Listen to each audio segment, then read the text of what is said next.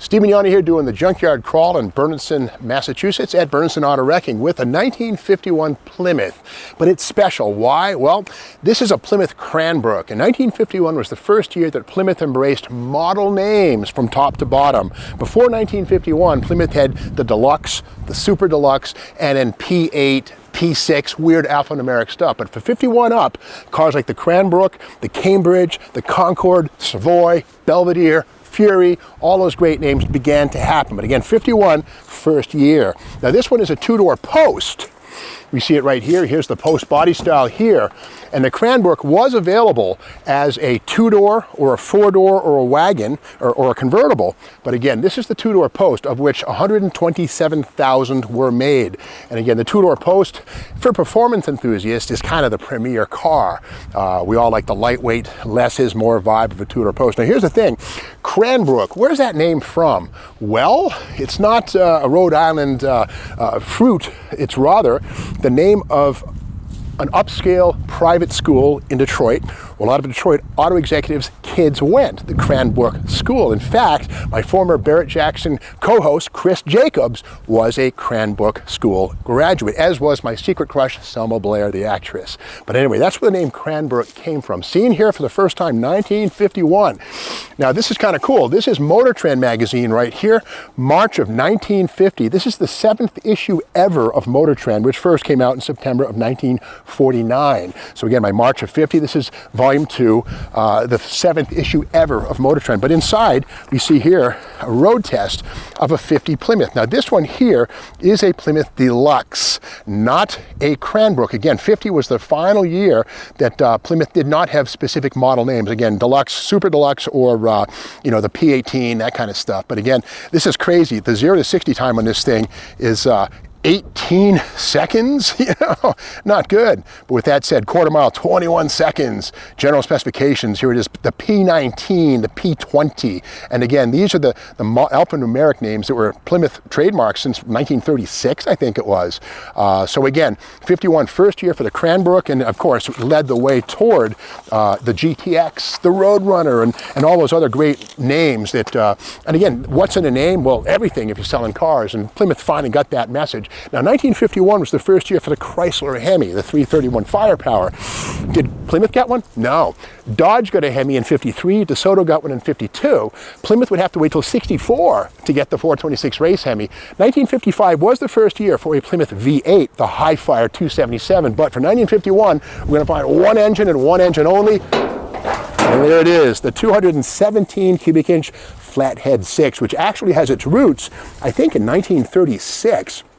Not a very advanced design, but with that said, pretty reliable. Look at this on the passenger or the driver's side, if you can come around. The distributor sits on this really bizarre tall stalk right here. Look at this. The distributor's right there, but it's sitting on top of an elephant's tusk or a trunk. Look at that. Isn't that crazy? What a strange piece of engineering architecture that is. But here's the one-barrel carburetor, which was standard stuff. No 4 barrels, no tri-powers, none of that stuff. Again, 10 years later, 1961, Plymouth could be had with the Sonoramic, and 11 years later, in 62, the Max Wedge, the 413. But 1951, Plymouth was still Chrysler Corporation's economy car. That said, the Cranbrook was the most expensive car in the Plymouth lineup. $1,796 was the base price on a two-door post like this.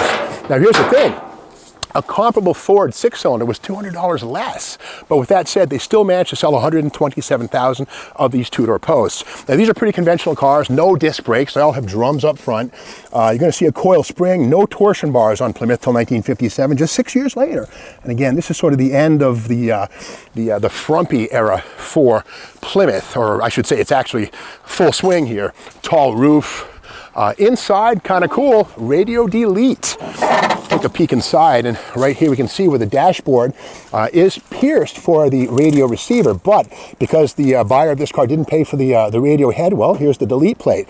But this is telling right here, rather than having a special radio or dashboard face or instrument panel face for radio delete, Plymouth assumed that most people would buy a radio, so they pierced all dashboards for it, and if you didn't get it, you got this delete plate here. But here are the original hubcaps sitting right here with the Mayflower motif in the middle. Again, Plymouth Rock. which of course was one of the themes that was part of the Plymouth nameplate when it first came out back in, what, 1928 or thereabouts. But again, the Plymouth, the Mayflower, the whole pilgrim reliability thing. Now we come around to the back and we'll see here, the trunk on these things is pretty commodious or big. I didn't go to Cranbrook, but it sounds like I did. But here we open this up and oh yeah, okay, factory lightweight, look at that. Gotta love that rust. But again, in 1951, rust proofing was not something you saw from the factory. Z-Bart and companies like that, I think, were just getting started with selling wax-based sealants that would then keep that kind of stuff at bay. But something interesting here, 1951 and 2 were the last year's 4 bolt-on rear fenders right here. 1953, Plymouth finally went to the envelope-style body that Ford introduced in 1949 and Fraser and Kaiser in 1947. But again, this fender bolts on. Here's the studs right here. Now the strength of this is that, well, it's quickly and easily replaced if you have a fender bender, whereas an integral quarter panel like 1953 up, well, replacing a quarter panel was cutting and welding and a lot of body work.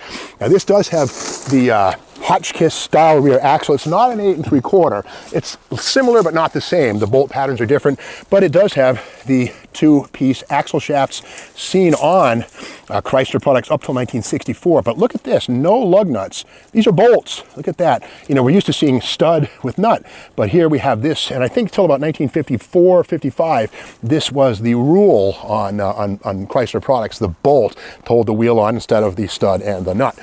Inside, this one is a 3-speed manual, and there it is. No seat belts on any Mopar until we get into the early 1960s. So again, you're going to hang on and hope for the best if you have any kind of an impact in one of these things.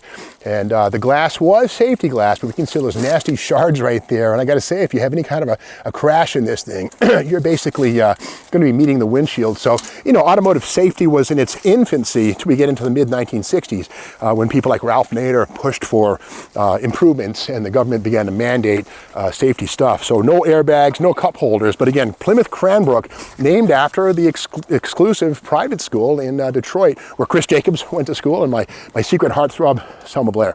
But anyway, that's the story of this 1951 Plymouth Cranbrook, the beginning of proper branding for Plymouth and really the beginning of much greater things. So if you like this video, be sure to subscribe to the Steve Maggs YouTube channel and stick around. There's lots more here at Bernardston Auto Wrecking.